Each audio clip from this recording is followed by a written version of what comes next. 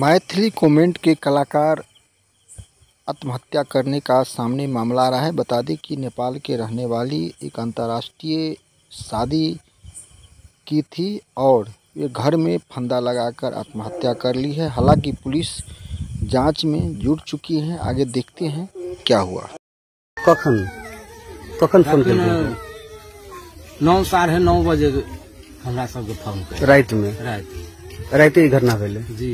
तभी से ये नीति से लाश पड़ल छै। हाँ वहने टांगल हेली हम सब 10-10:30 बजे ले पुगली रात में। हाँ तो ओइले सर सब रहे ने तो ना जाके हमरा देखा देल से पहले देखियो तो हम देखलिए बस एक बेर देखा देल के के रहे के फोन करने रात में। यह सब रहे फोन के ने अविनाश फोन के जियो है अविनाश बहन रहे छले दुनू बहन रहे छले।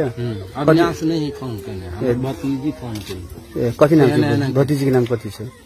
अथी मनसा हमरा ओकरा से छोट छले हमर ने मनसा छले आ उ छले मनसा। एखन जे मृत्यु भेल तकर नाम मनसा छै। हां अनसा अनसा।